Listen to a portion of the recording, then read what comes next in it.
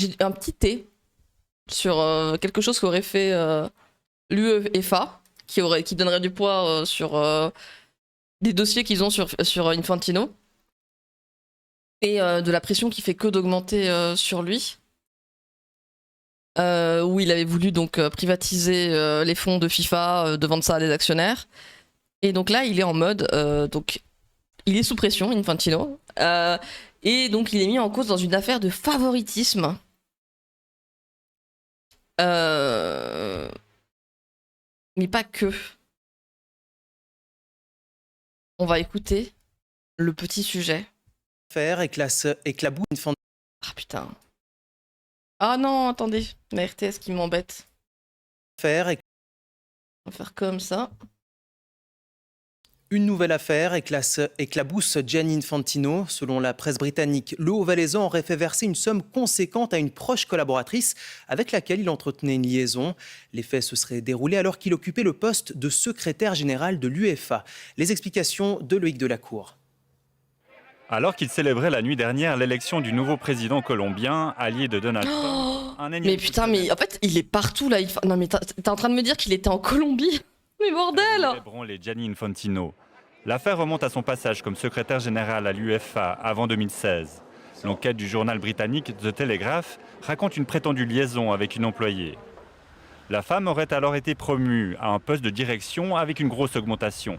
Conséquence, le départ de la maîtresse présumée et une indemnité à 6 chiffres. Pour ce journaliste sportif, c'est peut-être le scandale de trop.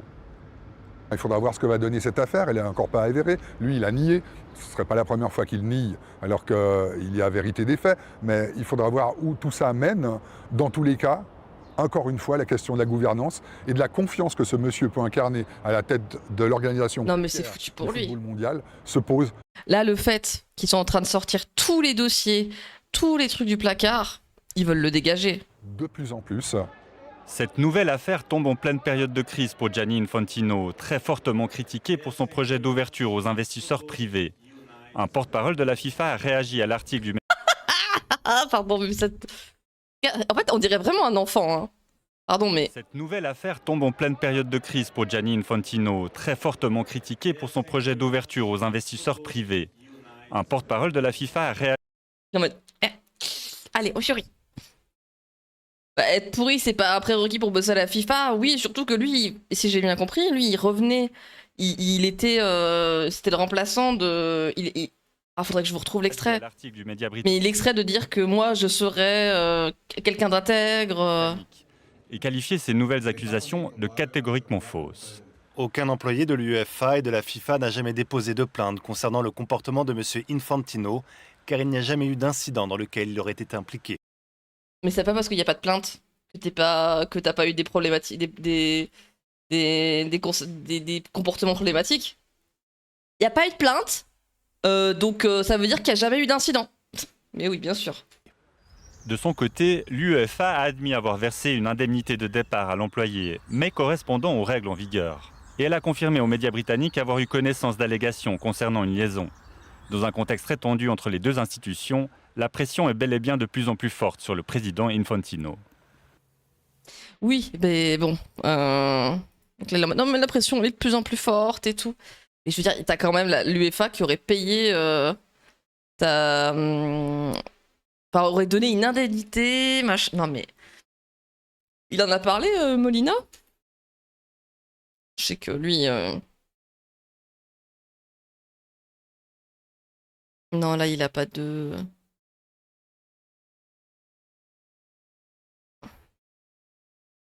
On va voir s'il en reparle, mais je réagis, mais...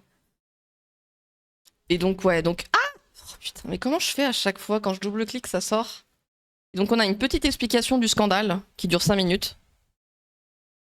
Et oui, mais après on va traiter de chauvophobe, Erfan, fais gaffe. Une nouvelle affaire qui fragilise un peu plus Gianni Infantino. Elle remonte au temps où il était secrétaire général de l'UEFA au début des années 2000. Selon le Télégraphe, l'instance dirigeante du football européen aurait versé une Ah oui, donc ça c'était avant qu'il rentre à la FIFA. Indemnité qui se compte en centaines de milliers de francs à la maîtresse présumée de Gianni Infantino, elle aussi employée de l'instance européenne du football. Bonsoir Antoine Greenbaum. Bonsoir. Vous êtes spécialiste de la FIFA et de l'UEFA, co-rédacteur d'une enquête sur Gianni Infantino, sortie dans le magazine SoFoot en avril. En 2 mots ou un peu plus peut-être, pouvez-vous nous résumer cette nouvelle affaire ? Déjà, cette affaire, tout le monde la connaît dans le microcosme du foot européen et du foot mondial, notamment sur cette histoire. Ce n'est pas une collaboratrice, parce que moi, je vais apporter des précisions à ce qui a été dit dans l'article du Télégraphe. C'était son assistante personnelle. Ok. Putain, mais j'aime bien parce qu'il y a ce côté de tout le monde le sait dans le foot. Et ça m'étonne pas. Je veux dire, on sait très bien qu'il y a des milieux où tout se sait très vite. Et donc là, il est là pour donner le tea. Le Télégraphe, c'est effectivement qu'elle a ensuite fait une formation, notamment MBA, et elle a été travailler au CIO. Ça, c'est de source sûre, c'est une information que je vous donne en exclusivité. Elle y est restée quelques mois, et en échange, la fille d'un membre du CIO est venue travailler à l'UEFA. Donc voilà l'histoire. Cette histoire-là, je vous le dis, dans l'écosystème du football européen à l'UEFA, tout le monde la connaît. Et en fait, la personne qui a joué de son influence pour que cette histoire se termine et pour exfiltrer son assistante personnelle, c'est tout simplement Michel Platini, qui était président de l'UEFA à l'époque, puisque Infantino était son bras droit, son secrétaire général. Et c'est la femme de Michel Platini qui a insisté, parce que c'est une femme de morale, et qui a dit à son mari de président, pour Gianni Infantino, c'est simple, c'est soit sa carrière à l'UEFA, soit sa maîtresse, mais pas les deux. Et donc voilà comment l'histoire s'est dénouée. Ensuite. Ah oui, mais moi non plus je savais pas, parce que je suis pas le milieu du foot. Mais c'est pour ça, en fait je pense que quand tu connais un peu les milieux et que tu t'intéresses à ce qu'il y a derrière, tu connais. Mais... Ah là là. De cette femme qui posait problème à Infantino. Est-ce que cette histoire peut vraiment faire du mal à Gianni Infantino ou c'est une... Parce que tu vois, donc là on a vu l'autre personne qui disait que ce serait le dernier clou un peu dans le cercueil, mais ça me paraît trop léger pour que ce soit vraiment le dernier. Enfin, dans le sens, les affaires, on voit très bien comment sont traitées les affaires, bon, quoique, enfin, je réfléchis, mais là c'est même pas un truc de VSS, c'est juste un truc de coquetterie, vu que sa maîtresse, ça veut dire qu'il avait une femme, c'était pas juste... Des fois c'est pire, mais je sais pas, pire. Dans le traitement médiatique, hein, on voit souvent ce genre de cas... Goutte d'eau finalement, puisque lui en tout cas dément, la FIFA dément catégoriquement et rejette l'existence de cette liaison présumée. Tout le monde le lâche. Son numéro 2 l'a lâché, son numéro 3 l'a lâché. Tout un tas de pays, notamment en Europe, et un nombre de confédérations se mobilisent pour le faire tomber en vue de la prochaine élection à la présidence de la FIFA. Il faut dire qu'Infantino, à la droite, n'a même pas le droit de se représenter à la tête de la FIFA, puisqu'il a déjà effectué le nombre de mandats maximum. Donc là, tout est fait par tout un tas d'opposants, et notamment à l'intérieur de l'UEFA. Ah, j'étais même pas au courant qu'il n'était pas censé, qu'il n'avait pas le droit, parce qu'il disait que c'était lui, qu'il allait se présenter, être le futur candidat, mais je savais pas qu'il avait même pas le droit de se présenter. Parce que il ne faut pas se tromper de combat. Évidemment, certains ont intérêt à faire fuiter ce genre d'informations, et c'est le bon moment, suite à l'histoire de la vente de la Coupe du Monde, pour faire fuiter auprès de différents médias, notamment britanniques, parce qu'ils sont avant-gardistes dans l'investigation dans le monde du sport et du sport business et des instances sportives. Et moi aussi, voilà, j'en ai beaucoup sorti, et c'était notamment le cas au mois d'avril dans cet article de SoFoot que j'avais coécrit avec Antoine Mestre. Et à la fin, on avait déjà expliqué au mois d'avril qu'il y avait cette idée de vente de la Coupe du Monde et de privatisation de la Coupe du Monde. Sur cette idée, justement, Gianni Infantino a dit stop. Ah, il doit être dégoûté en mode moi je vous avais déjà dit en avril, je vous avais déjà dit qu'il y avait ça. Il a abandonné son projet, il n'empêche l'UEFA ne lui fait pas entièrement confiance puisqu'elle continue de menacer de boycotter les prochaines Coupes du Monde. Là, il y a cette affaire qui sort, ça concerne entre autres l'UEFA qui confirme d'ailleurs le versement de cette indemnité, dit que c'était dans les règles en vigueur à l'époque. Est-ce qu'on peut imaginer que l'UEFA soit derrière ces révélations ? Alors, l'UEFA est derrière ces révélations. Il faudra poser la question à la personne qui a fait fuiter ce document avec ce salaire à 6 chiffres, il faut le dire. C'est pas une petite somme, c'est un salaire à 6 chiffres, de l'argent d'une instance sportive internationale. Et je vais aller plus loin. L'Europe, dans son ensemble, au-delà du football européen, l'Europe dans son ensemble, que ce soit le président Macron, que ce soit le Premier ministre britannique, le nouveau Premier ministre britannique, c'est une manière de s'attaquer à Trump. Parce qu'Infantino et Trump sont très proches. Et donc, c'est une manière aussi de s'attaquer au président américain en utilisant un fusible qui est Gianni Infantino. Mais pour nous, amoureux du football et de ce que cet homme a... Je suis pas sûr que toucher à Infantino, ça toucherait tant que ça Trump. Hein. Vraiment... Je veux dire... Si Trump tombait, je pense que oui, ça ferait plus de mal à Infantino parce qu'il a vraiment été un soutien critique, mais Infantino, du foot ces dernières années. Effectivement, il y a un combat pour remettre de la démocratie, remettre de la transparence dans les instances à l'intérieur de la FIFA et surtout ne pas vendre ce projet de Coupe du Monde, que le football reste au peuple, puisque c'est l'idée qui est derrière ce projet de privatisation de Coupe du Monde, c'est-à-dire d'enrichir les plus riches et de retirer le football au peuple, alors que ce sera et cela doit rester un sport populaire pour toujours. Voilà, on restera sur cet appel que vous avez lancé, laisser le football au peuple et faire en sorte qu'il reste en main du peuple. Merci Antoine Greenbaum, spécialiste de la FIFA, de l'UEFA, co-rédacteur de l'enquête sur Gianni Infantino dans le magazine SoFoot. Bonne soirée. Ok, d'accord. Donc oui, Antoine qui parlait de ça.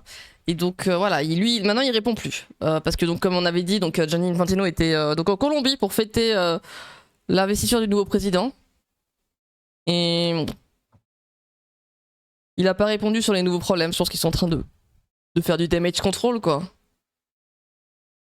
Hop. Et justement, il y a la FIFA qui est en train de dire que là, c'est un peu de l'acharnement. C'est ouin. Vous êtes en train quand même de beaucoup vous attaquer à Infantino. Pleine tourmente. Vous savez, ce pauvre homme blanc, c'est dur. Gianni. Il a rien fait de mal. Donc voilà, on va regarder ça.